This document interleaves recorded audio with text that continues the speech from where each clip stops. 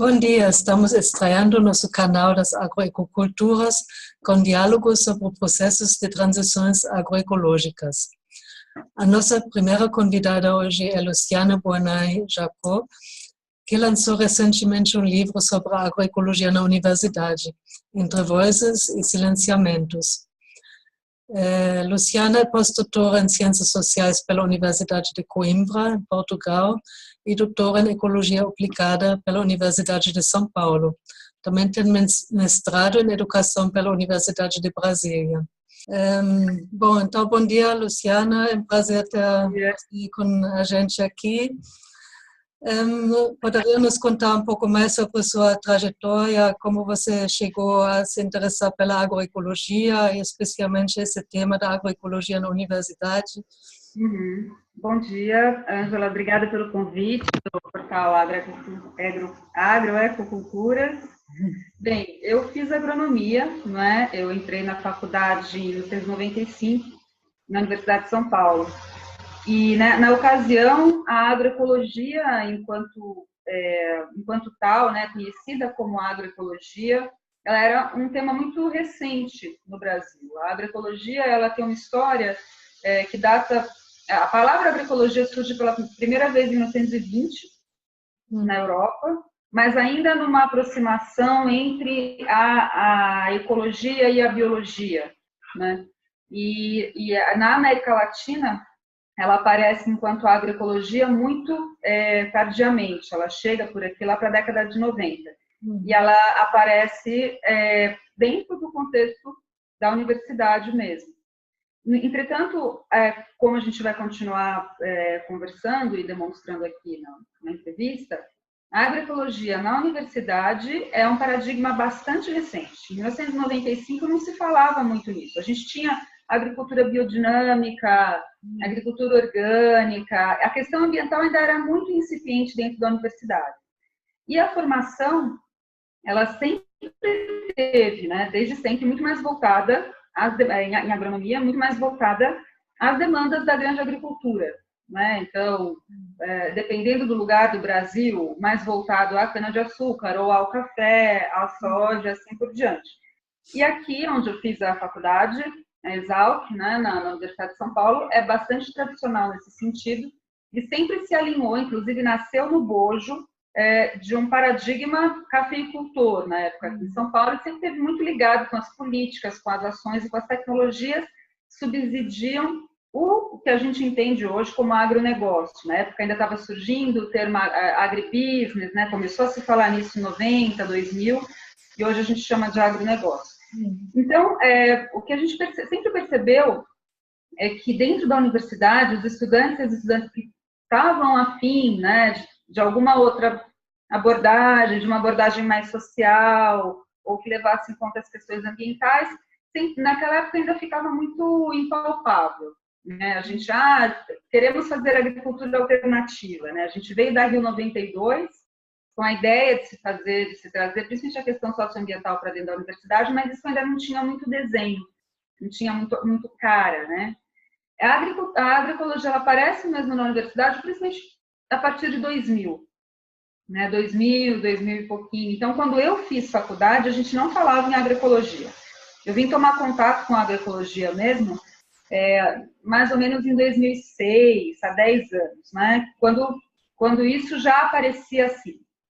E muito por força dos movimentos sociais, que na década, a partir de 2003, principalmente, né, com o governo Lula, acabaram se aproximando mais da universidade, trazendo suas demandas sociais, porque a universidade, ela não é neutra, né? Todo o conhecimento que é produzido dentro de uma universidade, ele é pensado por um grupo social para responder questões de outro grupo social.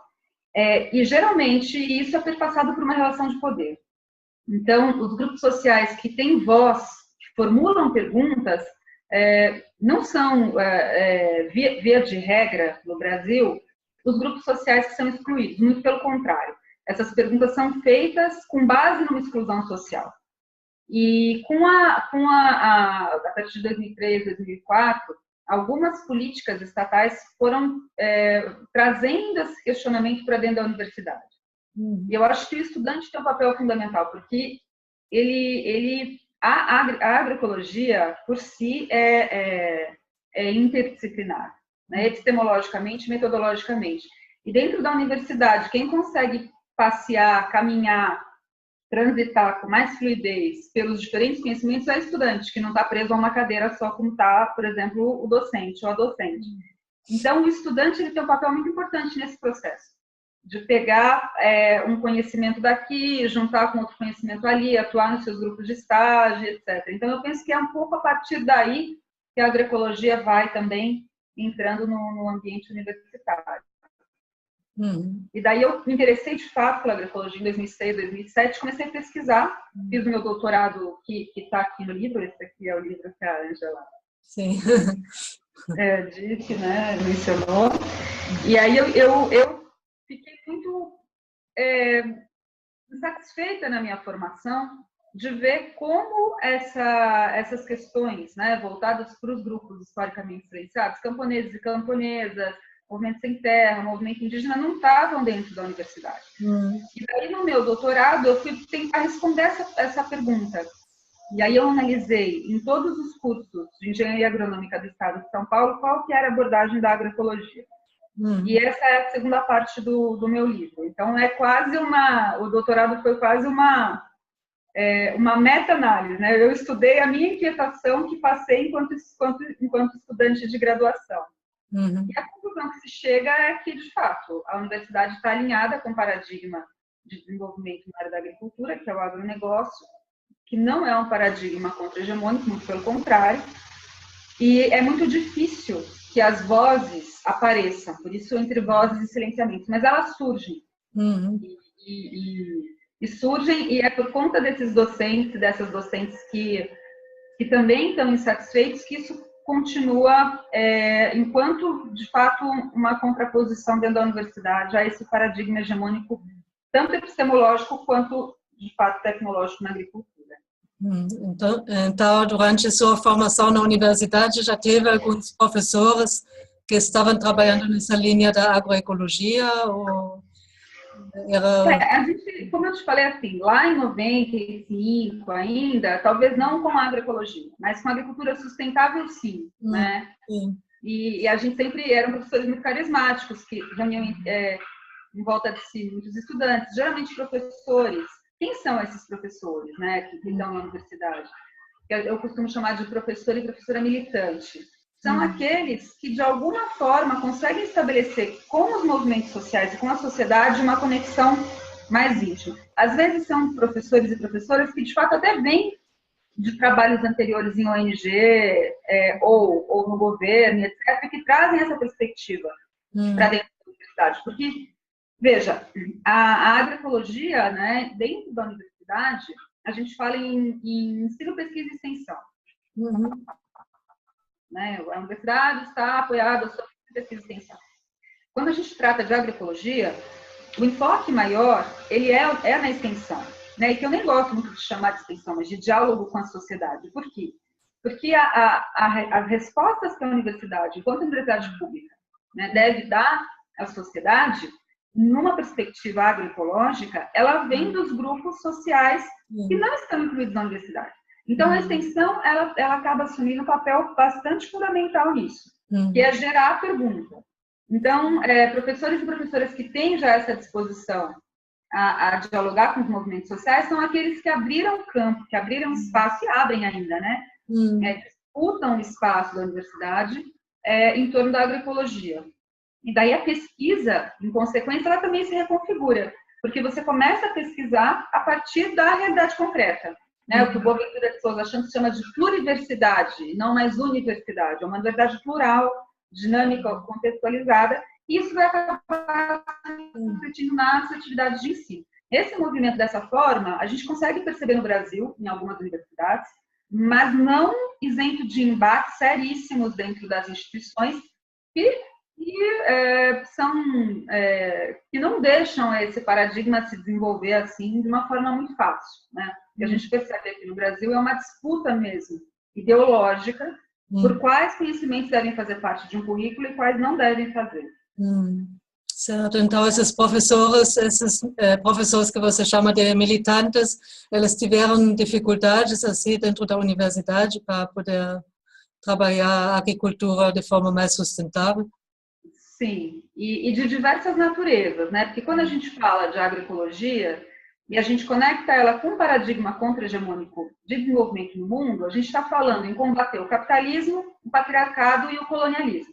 Né? Então, são várias as manifestações dentro da universidade de repressão, né? São vários os entraves, e eles são, às vezes, entraves no nível, por exemplo, do machismo mesmo, né? A agricultura, ela tem um viés bastante machista, né? Então, a questão de gênero, por exemplo, é uma das que sofre bastante dificuldade, mesmo dentro da própria agroecologia, dentro de grupos de professores e professoras que tratam de agroecologia. Outro tipo de dificuldade que a gente percebe bastante é a questão de contratação de professor. Então, quando você vai montar um edital de contratação, existem as pontuações, né? E aí você pontua pesquisa, pontua ensino e pontua extensão. De modo geral, o que mais se pontua para contratar um professor é a pesquisa. E se você for começar a estudar, e eu fiz isso no pós-doutorado, o perfil dos professores e professoras militantes, né? Eles têm uma ênfase na extensão, porque a própria agroecologia demanda essa ênfase na extensão. Então, você já começa a deixar de fora muita gente que, por exemplo, tem muitos trabalhos fantásticos, maravilhosos em extensão, e até por conta disso, a gente sabe como é que é na universidade, não tem tanto tempo de publicar em revista científica. Ou porque publica material didático voltado para agricultores, etc. Enfim, não consegue publicar. Então, por aí, você já começa um certo crivo, né, do perfil de professor. Outra questão que aparece bastante é os editais de financiamento mesmo, né, as disputas pelo recurso. A gente percebe o papel do Estado. Na última década, e agora, infelizmente, no momento de erosão democrática do país, isso tem apontado para uma mudança, mas até então, o Estado tem respaldado bastante a inclusão da agroecologia na universidade, de diversas formas. Como política pública, né, a gente tem, por exemplo, o Pronera, não sei se será renovado nessa nova fase antidemocrática. A gente tinha o Pronera, que é o Programa Nacional de Educação na Reforma Agrária, e a partir do Pronera, muitos cursos de agroecologia, tanto no nível técnico quanto superior, foram implantados e voltados àqueles grupos que não teriam condição de entrar na universidade se não fossem esse programa. Então, os filhos de assentados de reforma agrária e etc., os técnicos dos assentamentos, acampamentos. A criação da Política Nacional de Agricultura Orgânica e Agroecologia foi é óbvio que não há nem de longe uma paridade na ênfase e no financiamento da agroecologia para o agronegócio. Mas a entrada de uma política nacional de agroecologia, ela é um passo. O CNPq financiando diversos núcleos, acho que foram 4 ou 5 editais de financiamento de núcleos de agroecologia. Então, de alguma forma, o Estado incentivou as cotas, né? Cotas né, para acessar a universidade, assim por diante. Isso facilitou bastante o fortalecimento da agroecologia na universidade. Né? E agora a gente, infelizmente, passa por um momento em que não sabe, o próprio Ministério do Desenvolvimento Agrário, que abrigava essas políticas, que era protagonista nisso, foi extinto. Então, dentro da Associação Brasileira de Agroecologia, da qual eu faço parte, existe um campo de incerteza mesmo, né? No momento está um pouco complicada a situação. Não está, né, para a agroecologia é um momento bastante difícil. Assim, sim. E o Pronera foi muito importante também, porque deu a oportunidade para os estudantes de ir ao campo, de conviver com as famílias no campo mesmo, nos assentamentos, de conhecer mais de perto. Você está observando assim que aumenta a procura desses estudantes por essas oportunidades de se formar na agroecologia, de formar grupos dentro das universidades. O papel dos estudantes é fundamental. Assim. Eu tive agora, né, no Seminário Nacional de Educação para Agroecologia, MISNEA, falando com a turma, participando das atividades, e o protagonismo estudantil é uma coisa assim maravilhosa, né? Tanto da graduação quanto da pós-graduação. Eu acho que os estudantes, de alguma forma, sempre procuraram, né? Sempre tiveram essa inquietação, mesmo antes da agroecologia estar dentro da universidade como ela está hoje, nomeada, com um lugar e tudo mais, né? Eu lembro do projeto Rondon, na década de 90, em que os estudantes iam para o campo, sempre teve essa...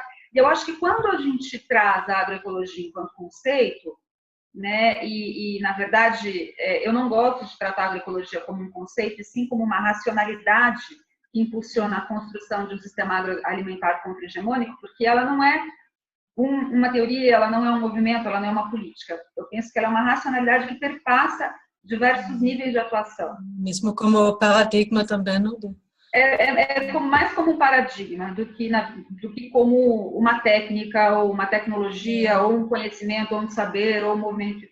Enfim, e quando isso entra na universidade, eu acho que os estudantes veem uma oportunidade muito grande de expressar todas as suas angústias, as suas inquietações com a formação nesse espaço, porque a agroecologia, ela rompe mesmo, assim, né? Para quem vive ali no ambiente, quem vai nos encontros dos grupos de agroecologia, etc., ela responde, ela abraça, ela dá sentido para diversos anseios de luta social, de transformação, de como se vê o espaço da universidade a serviço da sociedade, não o contrário, como a gente vê. Então, por exemplo, eu vou te dar um exemplo. Aqui no Brasil, a gente tem em torno de 80% dos agricultores como agricultores familiares, né? 85% dos agricultores do Brasil são familiares.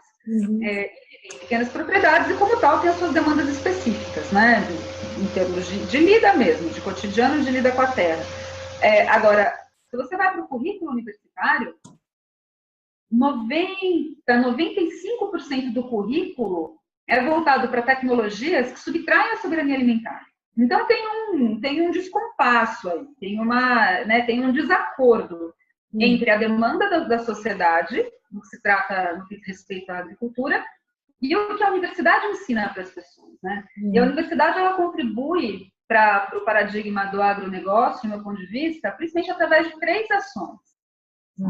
Por um lado, ela gera mesmo tecnologia através de pesquisa que lhe traz a soberania alimentar dos povos. Aqui eu estou falando de transgênicos, eu estou falando de agrotóxicos, eu estou falando de diversas tecnologias, né? Como se respalda o desmonte de uma legislação florestal, de uma legislação para a biodiversidade, etc.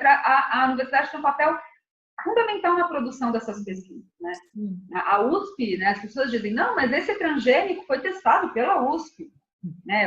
Agora a gente tem o mosquito transgênico circulando aqui na minha cidade, não, mas temos então, assim, a universidade, ela dá esse suporte tecnológico.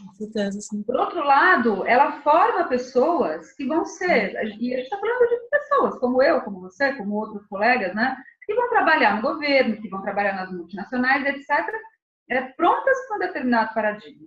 E, por fim, ela faz uma produção ideológica, onde ela faz propaganda, né, ela respalda a propaganda, ela produz artigo científico, não científico, etc., nesse sentido. Então, é bastante completa a ação da universidade para respaldar o paradigma do agronegócio, né?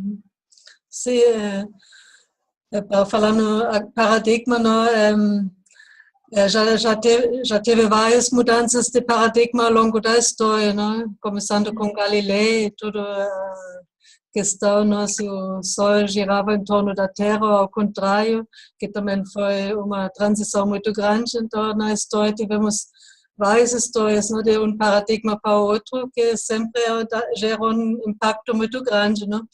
E Gandhi dizia, né, que quando chega um novo paradigma, no, que primeiro tentam de ignorar, depois eles te ridicularizam, depois entram num combate, num atrito mesmo, e no final você tem que esse novo paradigma aceito, não? Porque quando o novo paradigma aparece, porque o antigo já não está mais adequado, né, para o desenvolvimento da ciência. Então, nesses estágios, assim, você avalia como está hoje a situação do paradigma da agroecologia. Você vê já que passou por essas etapas? Já... avançou? Eu penso que a gente está numa transição paradigmática. Eu penso que algumas coisas ainda coexistem, né? A gente está numa época de incerteza. E é muito difícil para quem vivencia essa época, né? Porque a gente sabe que aquilo não serve mais, mas tem um outro barco passando que você ainda não conseguiu aterrissar o pé nele. Então, eu acho que a gente vive uma transição paradigmática dentro da agroecologia em vários níveis. Então, mesmo aquele agricultor ou aquela agricultora que querem trabalhar hoje na sua terra com a agroecologia, ainda é uma transição muito difícil de ser feita, né? Porque a gente tem bastante arraigadas as tecnologias ainda do outro paradigma. E o agricultor e a agricultora tem muito medo. Ai, mas e se eu não produzir o suficiente? Mas e se der uma... Porque é a vida dele que está em jogo, não é? Talvez não a minha e não a sua, que nós somos agricultoras. Acho que você não é agricultora. Sim, claro. Mas, assim, então, existe uma transição. E dentro do conhecimento, que é o meu campo de estudo, ainda também existe uma transição.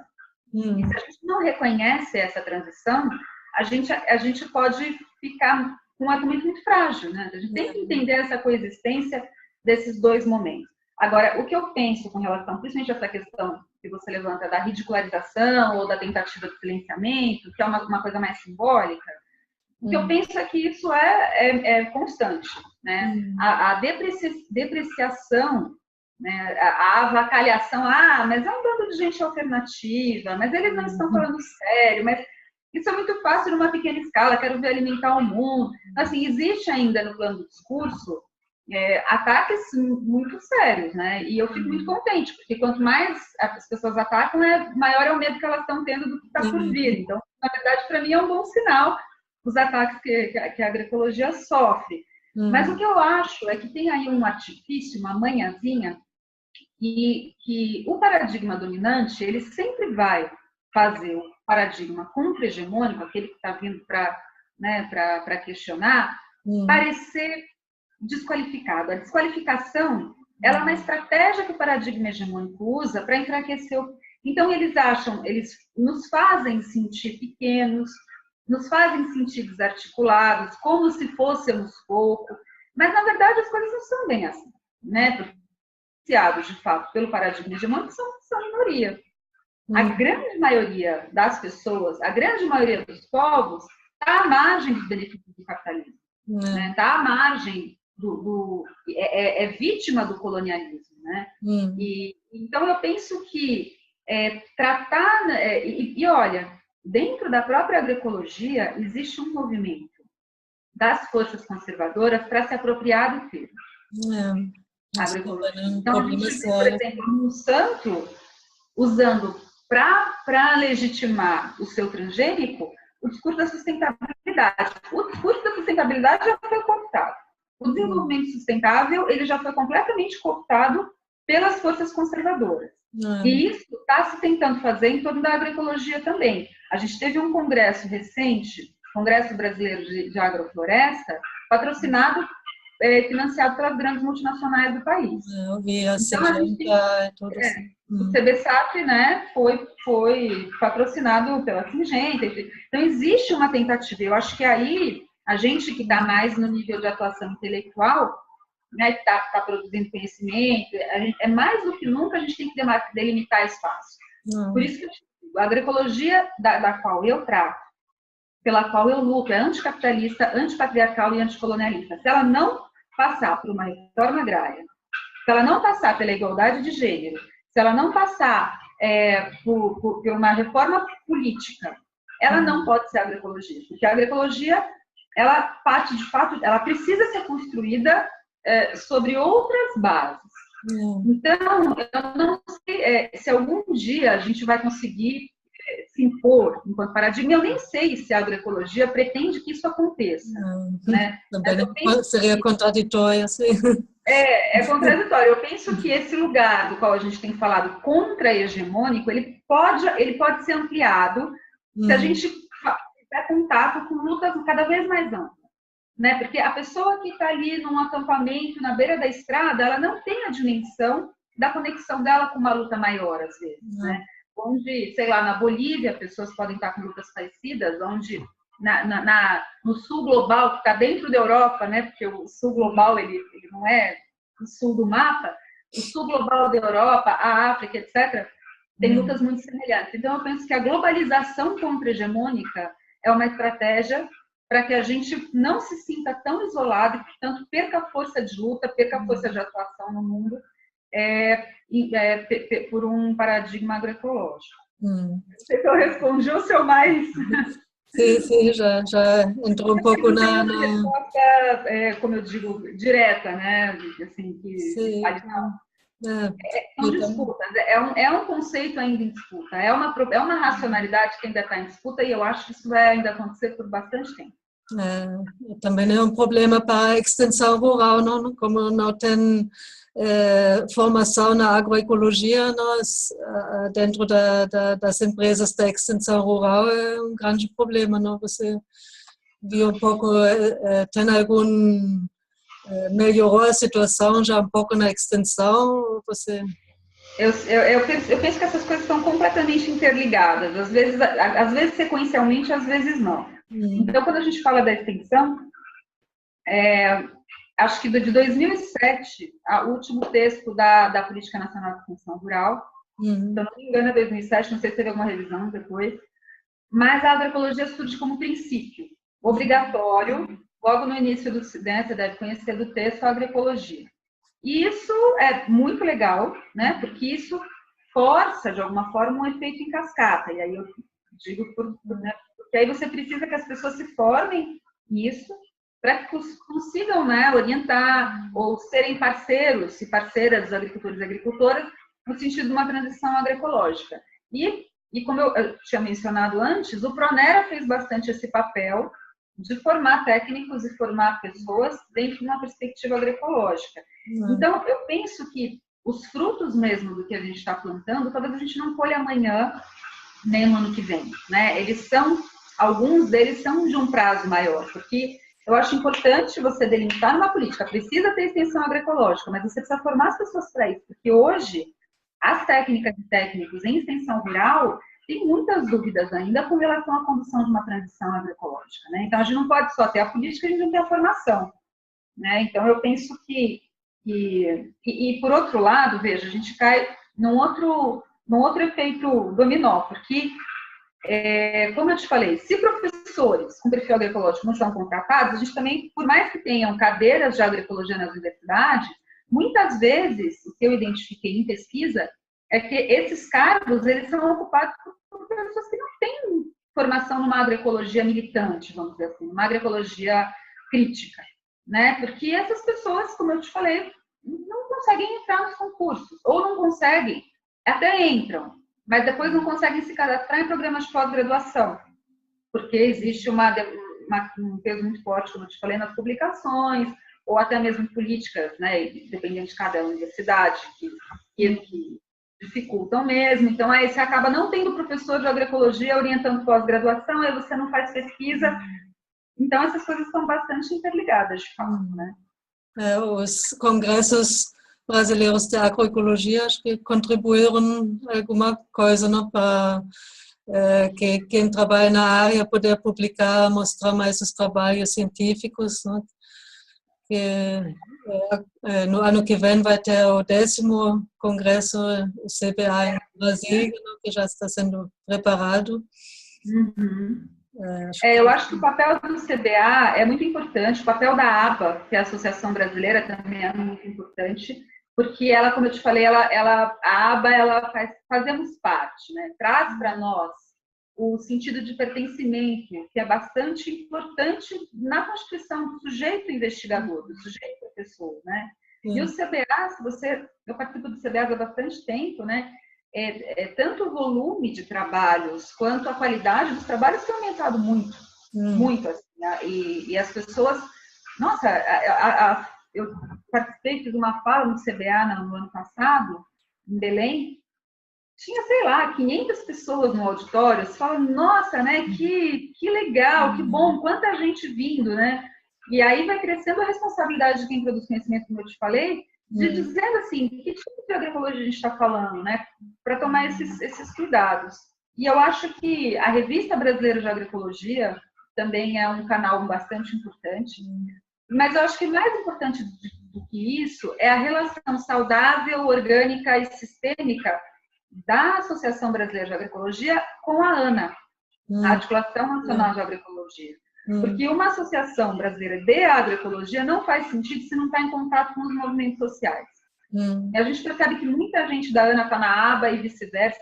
E os congressos, por mais que sim, né, tenham os intelectuais, os produtos de conhecimento, também estão repletos de pessoas que produzem conhecimento não científico. Né? E eu venho tratando da ideia da ecologia de saberes proposta pelo Boaventura de Silva Santos, que é o confrontamento da monocultura do saber pela pluralidade de saberes e pela pluralidade de critérios e rigores, né, de saber.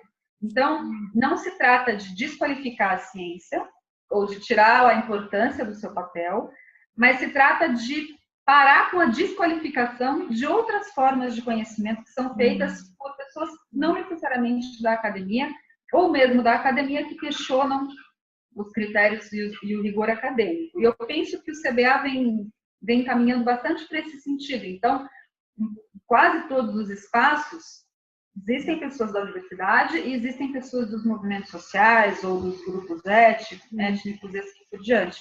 E eu não consigo enxergar o avanço da agroecologia que não seja por essa via. Essa via do diálogo da academia com os movimentos sociais.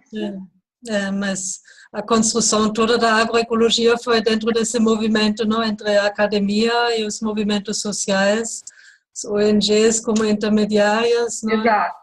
E assim que avançou bastante nas últimas décadas. Não? E sem isso eu percebi. Teria ficado muito na teoria, não? Se não tivesse... Exato. E é curioso, porque o portal do Agroagricultura trata bastante da questão da soberania alimentar também, não é?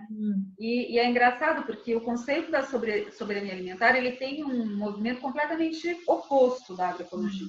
E a agroecologia surge dentro da universidade e busca a sociedade para se legitimar e se constituir.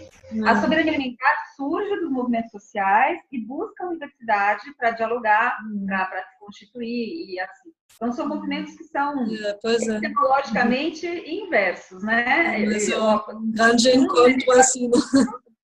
Não tem não tem. Eles têm muitas interfaces, inclusive na primeira parte do livro, eu falo justamente disso, de como a agroecologia e a soberania alimentar, onde elas se encontram, quais são os pontos de encontro entre elas, né? Mas é curioso notar isso, a soberania alimentar, ela vem da via campesina, ela vem dos movimentos, né, de luta pela terra, e agora a academia começa a falar de soberania alimentar, se apropriar, se ressignificar, etc. Né? E a agroecologia, sem o movimento social, sem essa dinâmica de diálogo, ela vai acabar virando uma agricultura orgânica e ponto final. Né? Bom, acho que seu livro veio num momento muito importante, né? E é uma contribuição muito boa para toda essa discussão. Né? Talvez poderia mostrar de novo seu livro para mostrar mais uma vez. A gente disponibiliza depois junto com a entrevista o link, né? Estamos aqui embaixo, vocês podem encontrar o link, né, para poder encontrar esse livro. Bom, acho que o nosso tempo está acabando, infelizmente, né, que ainda tem muita coisa para conversar. Bom, não sei se você quiser falar ainda mais alguma coisa. Não, eu só agradeço a oportunidade, né, de estar colocando essas questões. Que bom que a gente vai ter outros encontros aí pela frente para ampliar o diálogo. E, de fato, eu acho que a internet é uma ferramenta que a gente tem que aproveitar e usar mais nessa perspectiva de uma globalização contra-hegemônica, né? Então, eu parabenizo o portal, vocês contem conosco. E obrigada pela oportunidade, Ângela. Tá, muito obrigada. Então, espero que nos vemos em breve. Nos vemos.